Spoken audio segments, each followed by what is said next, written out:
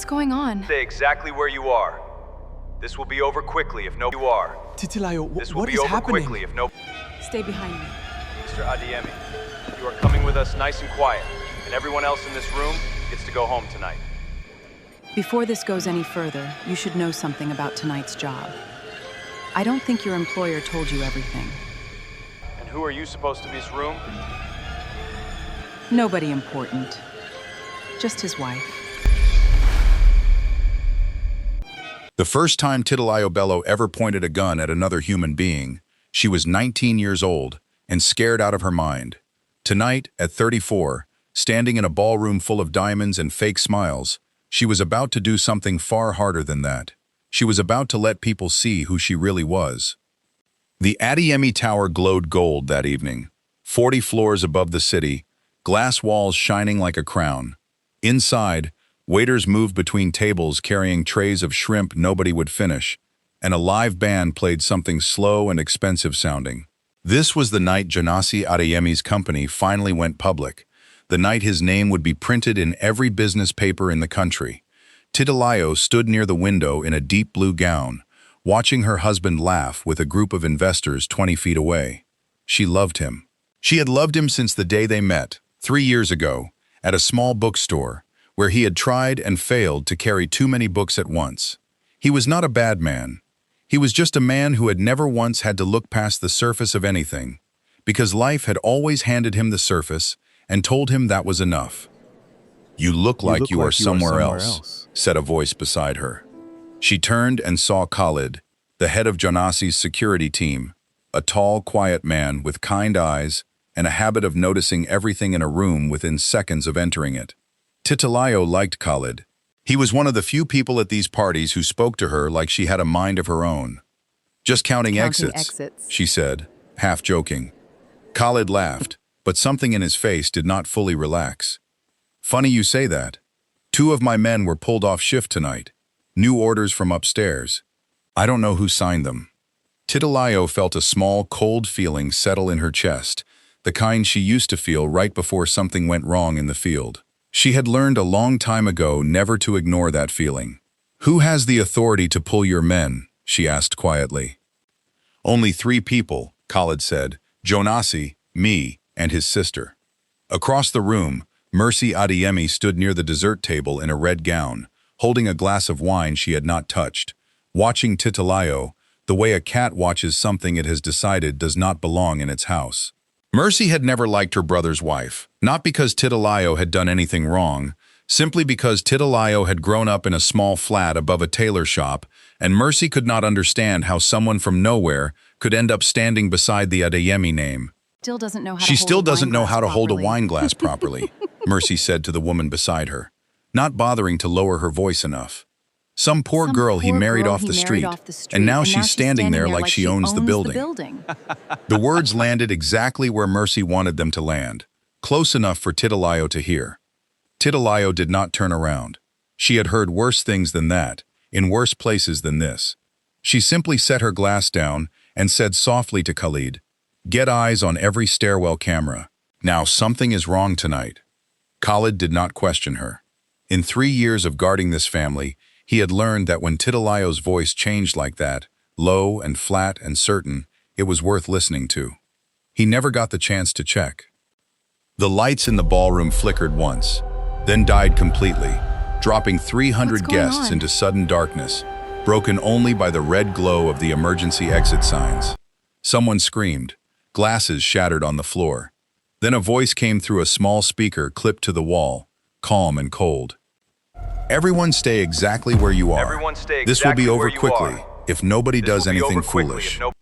4 men in dark clothing moved into the room from the service entrance, and Titilayo understood in half a second that these were not simple thieves.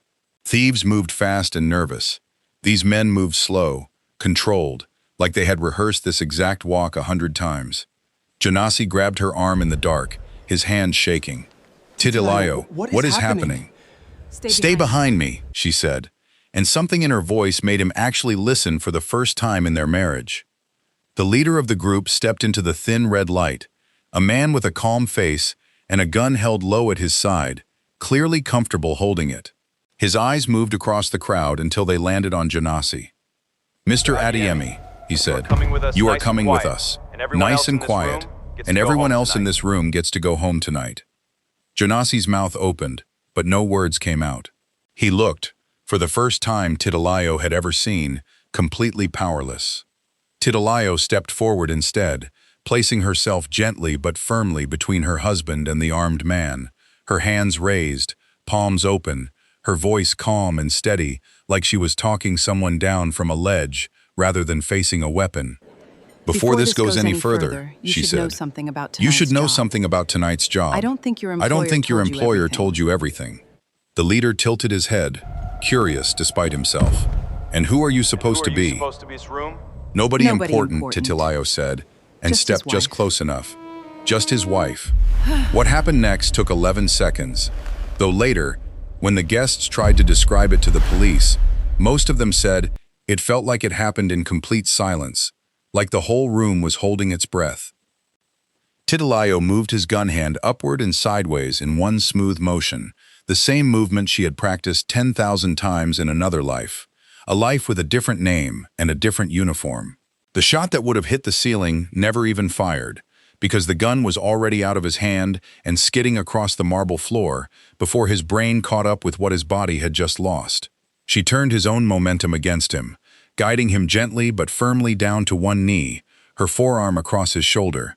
Not violent, not cruel, simply final, the way a lock clicks shut. The other three men rushed forward, but two of Khalid's security officers, alerted by the darkened cameras, burst through the service door at that exact moment, and in the confusion, Titilayo's voice cut through the room like a blade of light. "Everyone by the west windows, get down low, move now, quietly," she said, and 300 frightened guests obeyed her without question, crawling low along the floor toward safety while she stood calmly between them and the danger. One of the men lunged for her from the side. She caught his wrist, turned her hip into him, and used his own weight to guide him face first into a catering cart, sending trays of small cakes crashing to the floor instead of any real harm to either of them. It looked almost gentle, almost like a dance, except for the fact that the man did not get back up. Within 90 seconds, all four attackers were seated on the floor with their hands secured using extension cords from the sound system, and the emergency lights finally flickered back on, filling the room with soft white light. Janasi stared at his wife like he had never truly seen her before, because in many ways, he hadn't. "Who taught you that?" he whispered. "The army," Titilayo said simply. "Special unit. I led a team for 6 years before I met you. I never told you because you never asked, and I like that you saw me as just me, not as a soldier." If Titilayo's story touched something in you, I want you to sit with this question for a second. How many quiet people have you walked past in your own life and never once asked what they were carrying? Let's get back to the story. For a long moment, nobody spoke. Then a familiar voice broke the silence from near the service entrance. "Titilayo? Is that really you?" She turned and saw a woman in a caterer's uniform standing frozen by the kitchen door, a woman with a scar along one eyebrow that Titilayo remembered from 100 years ago in 100 different training exercises. "Excellent," Titilayo breathed, and for the first time all night, something like joy broke through the tension in her face. "You're working catering now?"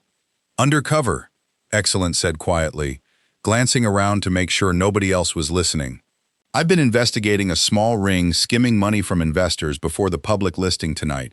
I didn't know you were the wife they kept mentioning." Excellent walked to the leader of the attackers, still sitting on the floor, and pulled a phone from his jacket pocket. She scrolled through it for a moment, her face changing from focus to something darker. "Titilayo," she said slowly, "you should see this."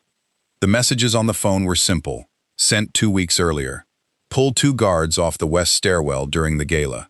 Make it look like a robbery. Scare her enough that she finally leaves my brother. Nothing more than that. I never wanted anyone hurt. The number belonged to Mercy." The room turned toward her at once, and Mercy's wine glass slipped from her fingers and shattered on the marble floor. Her face had gone the color of the tablecloths, her mouth opening and closing without sound. I only wanted to scare her, Mercy said, her voice cracking. I paid a man to stage something small, something she would run something from, she so would run Jonasi from, would see she wasn't so strong Jonasi enough would for this see life. she wasn't I strong never enough asked for for this guns. life. I never asked for I never any of asked this. for guns. I never asked for any of this.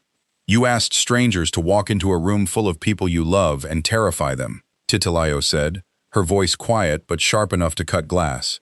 Because you decided, without ever asking me a single question, that I wasn't good enough to belong here. Jonasi turned to his sister with an expression Titilayo had never seen on his face before, something between heartbreak and fury. You did this, to my wife, to our guests, because of where she came from.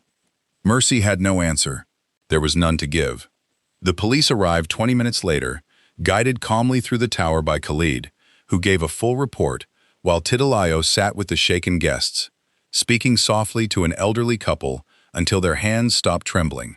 She had done this before, 100 times, in far worse places than a golden ballroom, and the habit of caring for frightened people never really left a person, no matter how many years passed.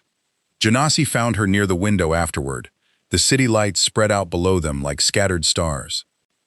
I always thought I was the one protecting you, he said quietly, bringing you into this world, giving you a better life. I never once asked what you gave up to be here, or what you were carrying underneath all that quiet. I wasn't quiet because I was weak, Titilayo said, watching the lights below.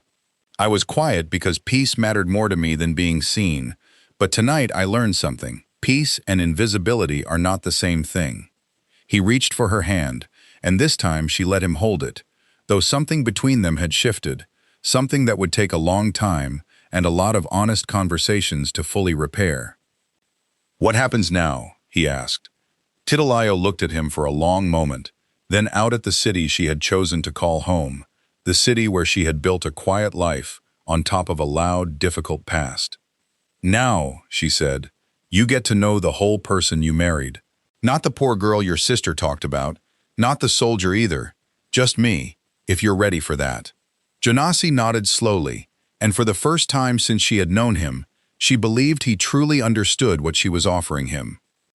Mercy left the tower in the back of a police car that night, her face pressed against the window, watching her brother stand beside a woman she had spent years underestimating.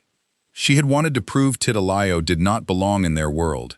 Instead, she had proven the opposite, in front of everyone who mattered.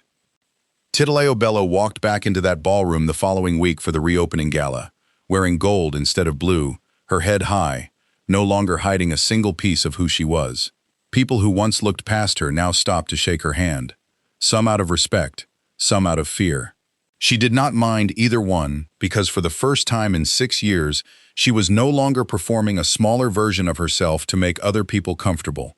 She had spent her whole life being underestimated by people who never bothered to ask a single question about her story. That night in the Golden Tower, she had finally stopped letting silence speak for her. And somewhere in that quiet strength, she found something she had been missing for a very long time. Not power, not revenge, just the simple, powerful relief of finally being seen. And before you go, do one thing for me. Share this video with someone who needs to hear tonight's lesson. Someone who has been made to feel small. Someone who needs the reminder that being underestimated is never the same thing as being weak. Thank you for watching until the very end. That means more to me than you know. I will see you in the next story.